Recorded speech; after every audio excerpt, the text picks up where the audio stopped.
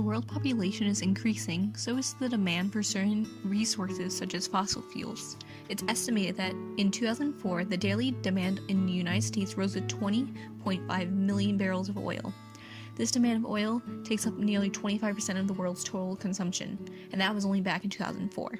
So our goal is to inform and educate others about the renewable resources and how to use them instead of fossil fuels for energy. As of 2017, the U.S. Energy Information Administration had said that 11% of our energy comes from renewable resources.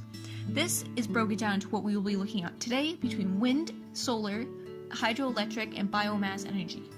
Another method of countering the effects of mass energy waste is by using wind power. It is a more efficient way to produce energy. The advances in wind power are that the capacity of producing this energy has increased throughout the years. The turbine produce a lot more energy, yet some setbacks of wind power is the noise the turbines make, and also for local wildlife such as birds, they are often killed by the turbines. One method of countering mass energy waste is solar energy. Since its first introduction, countless improvements have been made to its very concept, and that is still continuing to this day. It is definitely more energy efficient and less wasteful, but the downside is that it's more limited due to only working consistently during the day. Hydropower, often referred to as hydroenergy, is one of the many renewable resources that uses water in dams, flowing rivers, and other bodies of water to create energy. Some setbacks caused by creating hydropower plants is the effect it has on the fish population due to the plants blocking the path of fish that are trying to migrate through. Another way to solve the issue of running out of non-renewable energy is by using biomass instead of burning fossil fuel, petroleum, or coal. Biomass is a carbon-neutral energy source generated from renewable organic waste such as manure, oats, or lumber. In America, biomass provides for about 4% of the total energy used by Americans, most of which are used in industries and factories because it is cheaper and more abundant than fossil fuels.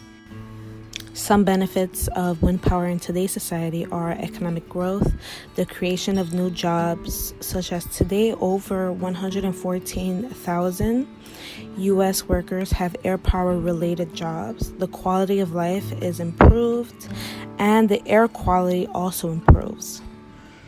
Another advantage to solar power is that there's less health risks caused by electrocution. Also, if a power outage occurs in your area, the solar panels contain collected energy, which means that they will still work. The main problem, however, comes with the cost, as it's more often than not much more expensive to set up in your home. Despite that, I still believe we'd all be in a much better spot if we switched to solar. Renewable sources such as hydropower plants are often powered by the sun. This is a free and renewable energy source that can be used. Hydropower is also generally available as needed if placed in the right areas. Since the flow of the water can be controlled, the amount of energy produced by these plants can be controlled as well. This is beneficial to the community because when power is needed, scientists can just control how much is being distributed. Now let's talk about the benefits of biomass. Using biomass instead of fossil fuels have a lot of benefits to the society.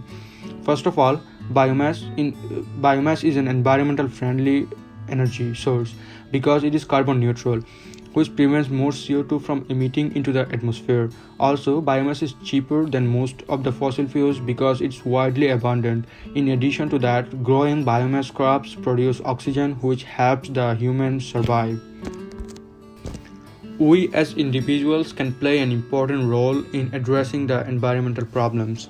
The first thing to do is educating the mass about the issue, because most of the time citizens don't even know about the issue that is going on.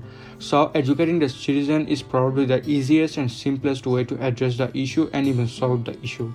Not only that, if we start to avoid things that will make the situation even worse, the people around us will learn from us and be aware of that. So in order to solve the issue, we have to stop doing things that is causing the issue.